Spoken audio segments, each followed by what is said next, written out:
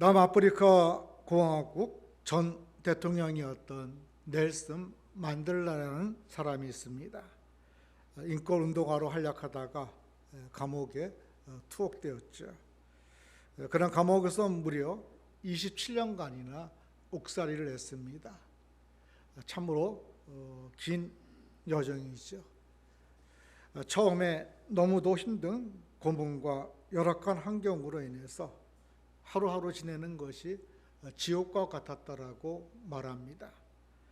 그를 위해 찾아온 변호사가 감옥 생활 괜찮냐라고 물을 때마다 만델라는 이것이 지옥이라고, 지옥 중에서도 지옥이 지금 이 감옥이라고 이렇게 말하면서 불만을 털어놨다고 합니다. 만델라는 감옥에 있으면서 자기는 아무런 죄가 없는데 억울하게 여기에 갇혀 있다라고 생각할 때마다 하루하루가 매 시간이 힘들었어요. 그러던 어느 날 만델라는 자기 불만을 털어놓자마자 상황이 변하지 않는다는 것을 깨닫게 됩니다. 내가 이렇게 불만해봤자 상황은 호전되거나 바뀌지는 않겠다. 그때부터 그는 변하지 않는 환경을 변화시키려고 하지 않았습니다. 도리어 자신을 변화시키려는 마음을 먹고 매일 자기 마음을 다잡아 먹었어요. 감옥이라는 환경은 변하지 않겠지만 내가 이 감옥이라는 환경을 어떻게 느끼느냐에 따라서 달라질 수 있다는 생각을 했습니다. 그랬더니 지옥같이 느껴졌던 감옥이 편해졌다라고 이야기합니다. 그 후 27년간이나 옥살이를 한 후 풀려나고 마침내 흑인으로서는 처음으로 우리가 잘 아는 대로 남아프리카 공화국의 대통령이 되었어요. 만델라가 대통령이 되자 흑인들은 이제껏 자기들을 지배하고 탄압했던 백인들을 향해 폭동을 일으킬 기세였어요. 그때 만델라가 이렇게 말했습니다. 모든 것을 밝히자고, 그리고 나서 모든 걸 용서하자고. 그 후 그는 노벨 평화상을 받았고 세상 모든 사람들로부터 존경받는 지도자가 되었습니다. 만일 만델라가 감옥에서 희망을 잃어버리고 자신을 변화시키지 않았더라면 이 세상 가운데 그렇게 선한 영향력을 끼치는 지도자는 되지 못했을 것입니다. 사랑하는 성도 여러분, 변화는 그리스도인들에게 있어 선택사항이 아니라 필수사항입니다. 우리 안에 누가 계시죠? 성령이 계셔요. 성령은 변화의 영입니다. 따라서 보혜사 성령이 우리 가운데 계시다. 그러면 우리는 끊임없이 변화해야 돼요. 나의 삶 가운데 일어나는 작은 변화들이 아무것도 아닌 것 같아도 그것이 굉장한 영향력을 미칩니다. 작은 변화는 작은 변화로 끝나지 않아요. 작은 변화는 나중에 큰 변화로 이어집니다. 나비 효과가 나타나는 것이죠. 나의 변화가 다른 사람에게 영향을 미치게 돼요. 그리고 그 변화가 마침내 하나님의 영광을 드러냅니다. 특히 한 사람의 신앙이나 영적 체험은 그 사람에게 국한되지 않고 가정이나 사회, 더 나아가 국가나 민족에게 전 세계에 영향을 끼치기도 합니다. 사랑하는 여러분, 지금 세대를 바라보면서 여러분들은 어떤 생각을 하십니까? 지금처럼 변화와 개혁이 절실하게 필요한 때가 또 어디 있겠어요? 사람은 개인이나 가정이나 사회나 국가 모두 적절한 시기에 변화와 개혁이 이루어져야 돼요. 이 시기를 놓치면 흉하게 변질되거나 성장할 수 없게 됩니다. 예수님을 믿고 난 이후에 얼마나 변화된 삶을 살고 계십니까? 예수를 믿는 시간이 점점 길어질수록 우리의 삶이 점점 예수 그리스도를 닮아가야 돼요. 우리의 삶이 바울과 같이 극적인 변화는 아니더라도 끊임없이 변화되어야 합니다. 우리는 하나님 앞에 설 때까지 예수님을 닮아가기 위해서 성령의 도우심 속에 끊임없이 변화를 도모해야 합니다. 그럴 때 우리의 가정이 바뀌고 직장과 일터가 바뀌고 또 우리 마을이 바뀌고 세상이 바뀌게 됩니다. 그럼 일상의 변화가 있는 교회가 성도가 되기 위해 우리가 어떻게 해야 할까요? 일상의 변화가 있는 교회가 되고 성도가 되기 위해 우리는 첫째, 예수님을 만나야 합니다.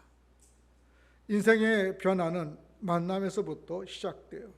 누구를 만나느냐에 따라 인생의 방향과 내용과 질이 달라집니다. 어떤 부모, 어떤 배우자, 어떤 친구, 어떤 스승, 어떤 책, 어떤 직업, 어떤 지도자, 어떤 종교를 만나느냐에 따라 달라집니다. 성공할 수도 있고 실패할 수도 있어요. 행복해질 수도 있고 불행해질 수도 있습니다. 여러 만남 중 인생의 변화를 결정하는 중요한 만남 셋을 들라면 첫째는 부모요, 둘째는 배우자요, 셋째는 예수님과의 만남이라고 할 수 있습니다. 오늘 본문 16절에 나오는 시몬과 안드레를 보십시오. 그리고 19절에 나오는 세베대 아들 야고보와 요한을 보십시오.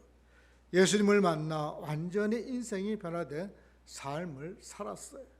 이들 모두는 갈릴리 호수에서 평생 어부로 살았던 사람들입니다. 예수님을 만나지 않았더라면 평생 고기를 잡으며 먹고 사는 거 걱정하고 염려하다가 죽어갈 사람들이었어요. 그러나 그들은 예수님을 만나 변화되어 가정과 마을과 나라와 세상을 변화시키는 역사의 주인공으로 자라갔습니다. 배우지 못한 사람들이에요. 어부입니다. 시기심도 많고 의심도 많고 충동적이고 욕심도 많은 사람들이었습니다.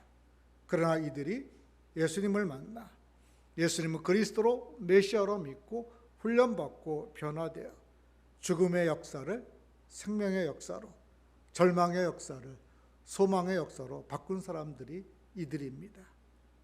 시몬 베드로는 오순절 성령 강의 때 성령 충만함을 받고 오순절 설교를 통하여 3,000명을 회개시켰고, 성전 미문에 앉아있던 나면서부터 못 걷게 된 사람이 일어나 걷게 되는가 하며, 신앙의 박해를 피해 소아시아에 흩어져 있던 고난 중에 있는 성도들에게 베드로 전서 후서를 써서 격려하고 위로한 인물입니다.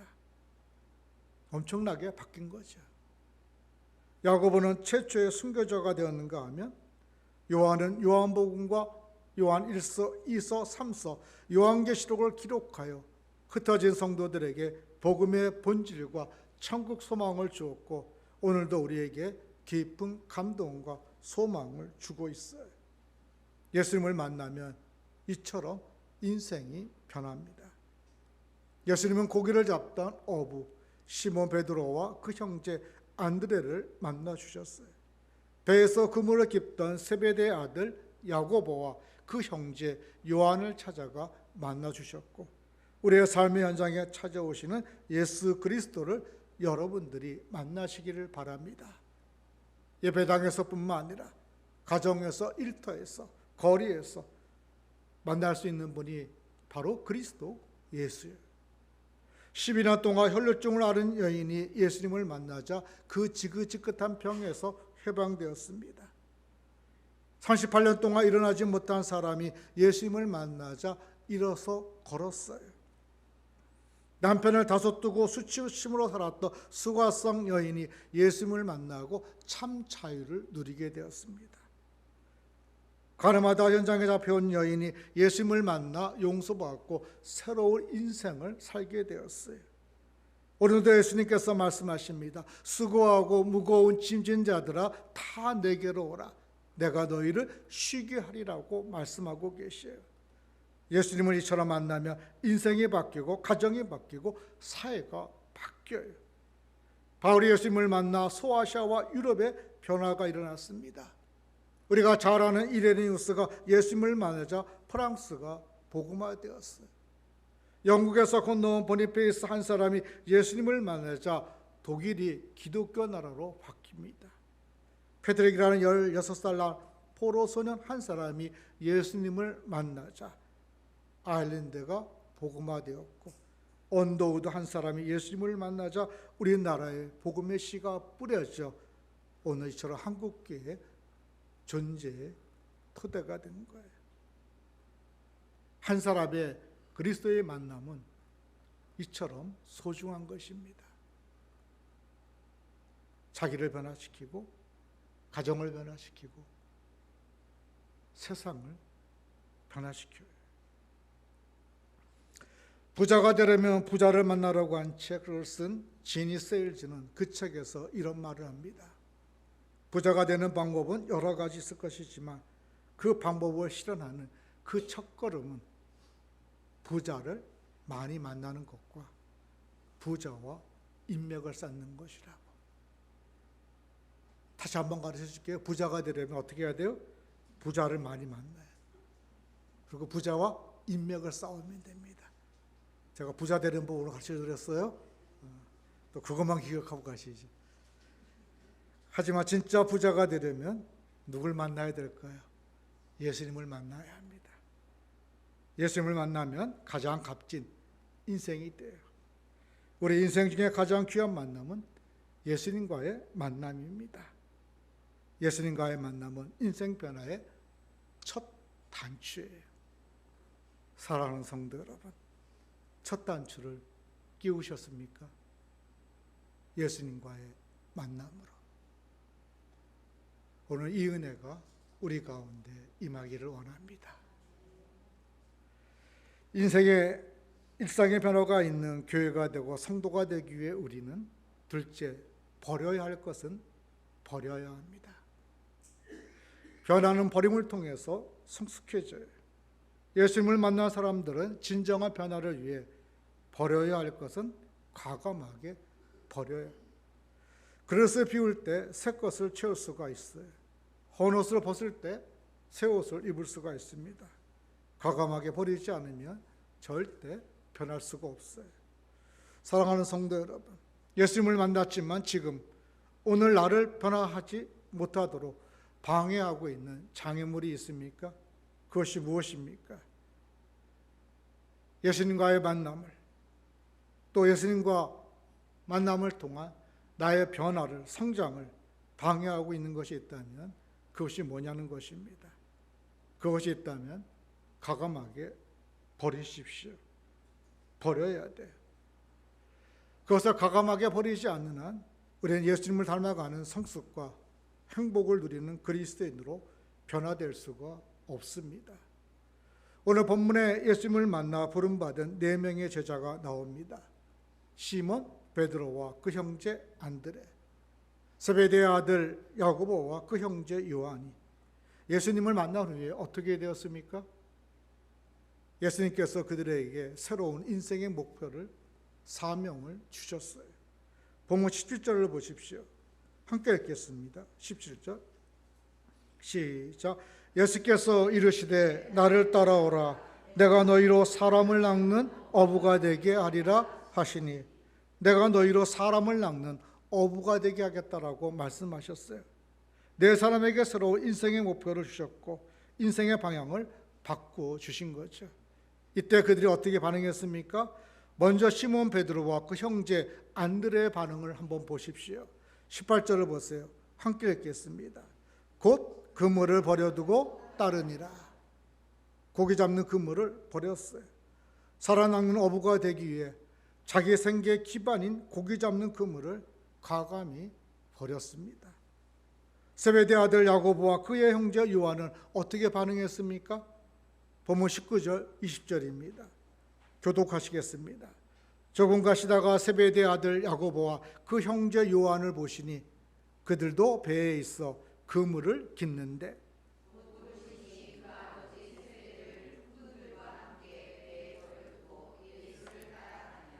아멘. 야고보와 요한은 그물 깃던 것을 중단하고 아버지와 품꾼을 배에 가감히 버려뒀습니다. 이 표현을 보면 이들이 대단한 결단과 헌신을 하고 있음을 보게 됩니다. 그러면서 묵상하게 되는 것은 본문에 등장한 네 명의 제자들이 정말 모든 것을 버려두고 따랐을까 하는 것이, 이들 이후에 보여준 행적의 전체를 보면 그것에 당연히 의문을 가질 수밖에 없습니다. 분명히 오늘 본문에 보면 그들은 다 버린 것처럼 보입니다. 그러나 우리가 잘 아는 대로 예수님께서 십자가에 못 박혀 죽게 되었을 때 이들이 어떻게 했죠? 다 도망가 버렸어요. 그죠? 주를 위해서 살 것처럼 덤볐음에도 불구하고 그런가 하면 3년 동안 주님을 따라다니면서 계속 어떻게 합니까? 서로 누가 높냐라는 문제를 가지고 다퉜습니다.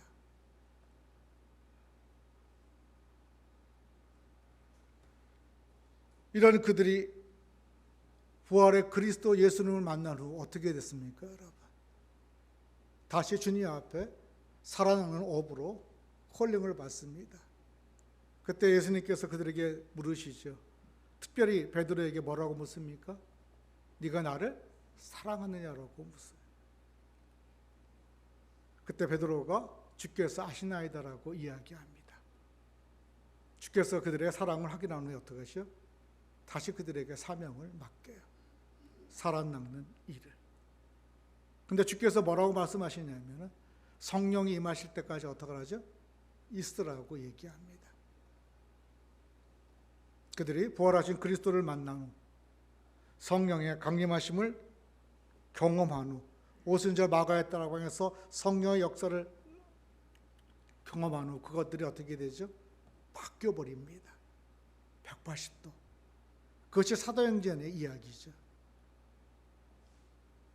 그들이 부활하신 예수 그리스도를 나의 구주로 영접하고 벌써 성령의 도우심을 받은 후에는 그들이 어떻게 합니까? 죽기를 각오하고 사람을 구원하는 그 일에 생명을 거는 것을 볼 수가 있어요. 한 사람이 변화된다는 것은 쉬운 일이 아닙니다. 우리도 부흥회나 말씀에 크게 은혜를 받으면 주를 위해 살겠다라고 결단할 때가 얼마나 많습니까? 그러나 얼마 가지 않아서 어떻게 되죠? 크고 작은 일들 앞에 낙심하고 절망하게 되면 어떻게 돼요? 우리 아이가 시험에 떨어지고 남편의 직장에서 쫓겨나면 어떻게 됩니까? 흔들려요. 우리가 그런 존재예요. 그럼에도 불구하고 하나님께서 우리를 버리지 않으신다는 것이, 우리가 신앙이 자라갈 때까지, 믿음이 자라갈 때까지 하나님께서 어떻게 한다? 계속 우리 곁에서 도우십니다. 우리의 연약함을 도우시는 그리스도를 여러분들이 바라볼 수 있기를 원합니다. 주를 따르겠다라고 우리가 한때 다짐하고 결단하고 변했어요. 그러나 얼마 가지 않아 우리가 다시 우리의 욕심과 욕망에 사로잡혀 주님을 등질 때가 많았던 것이죠. 그러나 그럼에도 불구하고 우리를 버리지 아니하시고 끝까지 우리를 주께서 예비하신 약속의 땅으로 인도하시는 그 주님을 여러분들이 바라볼 수 있기를 원합니다. 그렇지만 이 시간 우리가 다시 한번 우리가 결단하기를 원합니다. 제 십자가의 사랑을 아는 자로, 그리스도를 만난 자로서 내가 주님을 따르기 위해서 지금 이 시간 이후 버려야 될 것이 무엇인지 다시 한번 여러분들이 생각해 보시기를 원합니다. 그것을 버리고 따를 때 주께서 우리를 통해서 하시고자 하셨던 놀라운 일들을 우리가 감당할 수가 있어요. 그렇지 않으면 우리가 다시 무너질 수가 있습니다. 신앙의 여정에서 우리가 한번 결단하는 것은 10년, 20년, 30년 죽을 때까지 우리의 삶을 보장하는 것은 아닙니다. 그런 면에서 우리는 수시로 어떻게 해요? 말씀 앞에서 우리 자신들을 돌아볼 필요가 있는 것이죠. 내가 무엇 때문에 두려워하고 무엇 때문에 걱정하고 무엇 때문에 염려하고 있는지 살펴볼 필요가 있다라는 것입니다.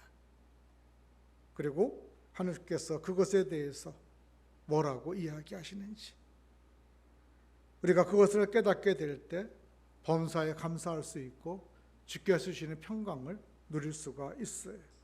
고난 중에도 환난 중에도 기근 중에도 전쟁 중에도 감사하며 주께서 주신 평강을 누립니다. 사랑하는 사람의 죽음 앞에서도 소망을 가질 수가 있어요. 기독교 방송 CBS에 새롭게 하소서라는 유명한 간증 프로그램이 있습니다. 이전에 자신이 이런 사람이었는데 하나님을 만나고 나서 이렇게 변했다고 간증합니다.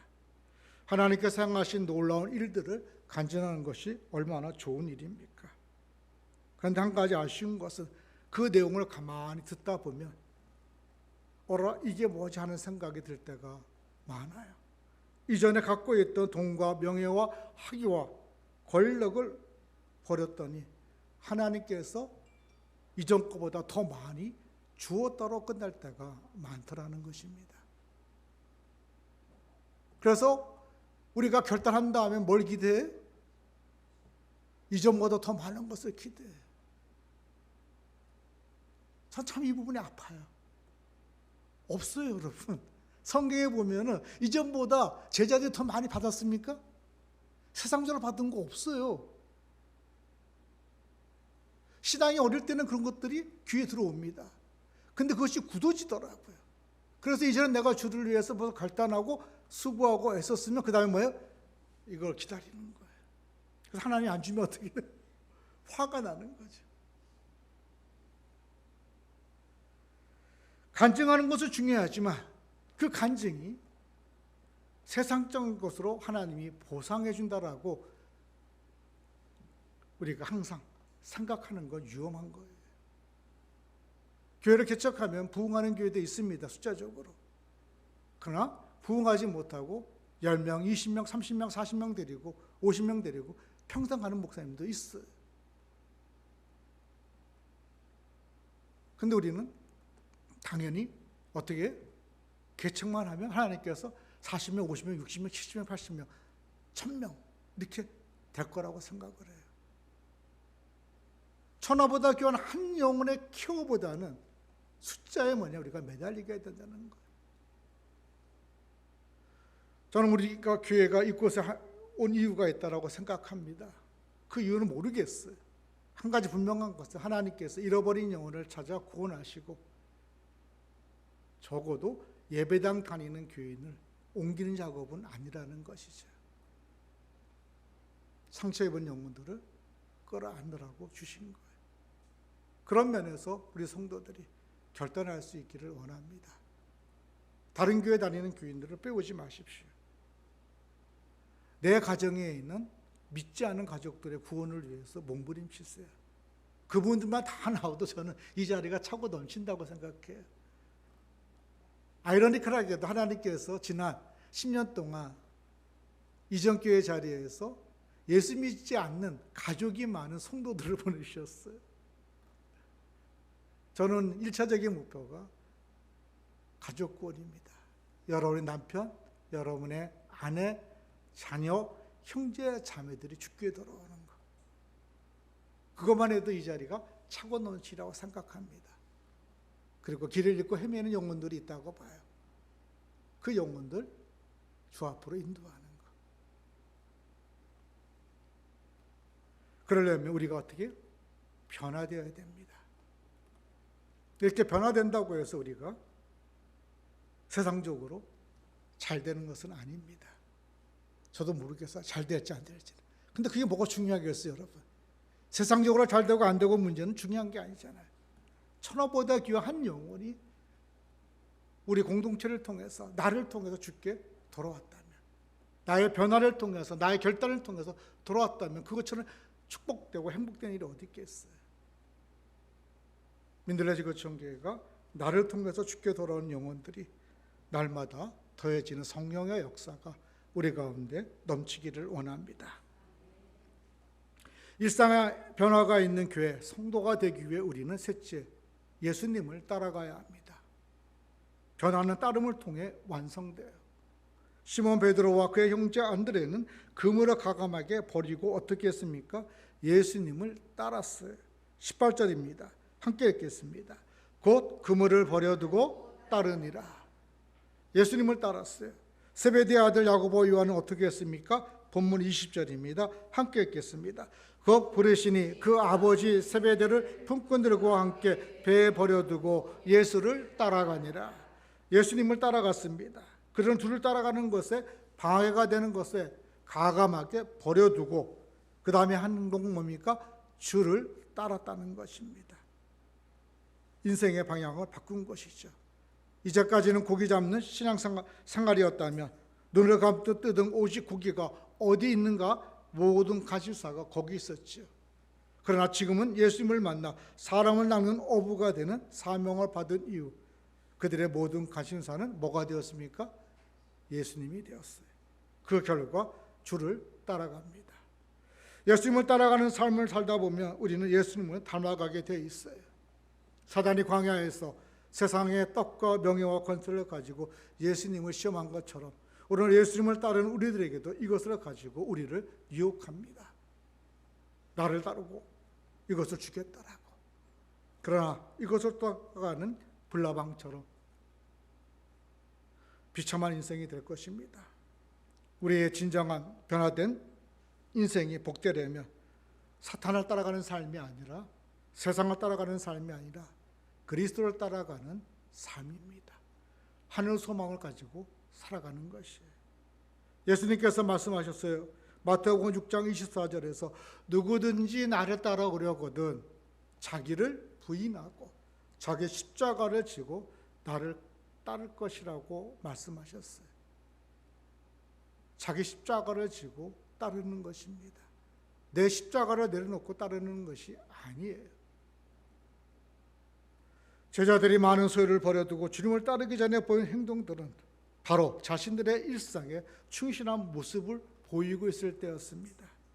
예수님께서 4명의 어부들이 안식일에 회당에서 열광적으로 예배하는 모습을 보고 그들을 부르지 않으셨어요.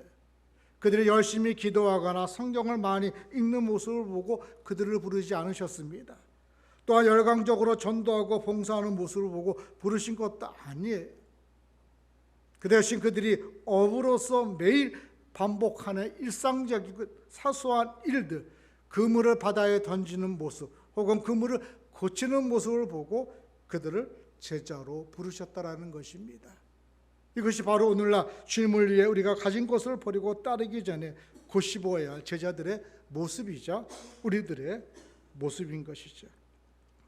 우리는 저마다 힘겨운 한 주를 보내고 다른 약속과 휴식을 포기한 채 이 시간 매주 모여 예배를 드리는 것, 하나님 보시기에 너무나도 소중한 일입니다. 또한 이 자리에 함께 찬양하고 기도하는 것 또한 주님께서 너무나 기뻐하실 줄 믿습니다. 그리고 여러 모양으로 열심히 봉사하는 것 역시 정말 귀한 일입니다. 그러나 그 전에 예수님께서 우리의 일상을 주목하신다는 사실을 또한 결코 잊어버리지 마시기 바랍니다. 많은 사람들이 올바른 신앙, 건강한 신앙에 대해 단순히 교회 생활을 열심히 잘하는 것 오해합니다. 하지만 오늘 본문 말씀을 통해서 명확히 확인할 수 있듯이 주님을 믿고 따르는 삶은 결코 예배당 안에서의 생활만으로 제한되지 않는다는 것입니다. 하나님께서 너무나 당연하게도 교회만이 아니라 모든 일상의 시간과 공간을 다스려요. 따라서 우리의 삶의 진정성과 성실함 역시 항상 교회를 넘어 예배당을 넘어 가장 사소한 생활 속으로 이어져야 돼요. 하나님께서 우리를 향해 눈길을 주실 때 교회에서의 모습만을 보지 않으시고 가정에서의 부모님과 자녀들 그리고 형제 자매들을 어떻게 대하는지를 보고 계십니다. 직장에서도 마찬가지죠. 우리가 부르심의 소명을 따라서 주님을 따른다면 하루하루 주어진 일상에서 주님의 자녀답게 백성답게 주의 거룩을 닮아가는 모습들이 나와야 돼. 그럴 때 우리의 가정이 치유되고 회복됩니다. 그럴 때 우리의 목장교회와 교회가 치유되고 회복되고 더 나아가 사회와 국가와 민족이 바뀌게 되는 거죠. 바울의 체험이 대표적입니다. 사울이 다메섹 도상에서 주님을 만나 변화된 사건은 전 세계에 크나큰 영향을 끼쳤잖아요. 오늘 우리의 변화도 그렇습니다. 아무것도 아닌 것 같지만 그것을 통해서 하나님께서는 세상을 바꿔가실 거예요. 마지막 시대에 저와 여러분을 통해서 우리의 가정에서부터, 직장에서부터, 예배당에서부터 바꿔가실 거예요. 마지막으로 조동아 시인의 나 하나 꽃피면이라는 시를 읽어드리며 마무리하고자 합니다. 조동아 시인의 나 하나 꽃피면이라는 시 읽어드리겠습니다. 나 하나 꽃피어 풀밭이 달라지겠느냐고 말하지 말라. 내가 꽃피고 나도 꽃피면 결국 풀밭이 온통 꽃밭이 되는 거 아니겠느냐. 나 하나 물들어 산이 달라지겠냐고 말하지 말아라. 내가 물들고 내가 물들면 결국 온 산이 타오르는 것이 아니겠느냐. 일상의 변화를 위해서 내가 먼저 변화되는 우리 모두가 될 수 있기를 주의 이름으로 축원합니다. 기도하시겠습니다.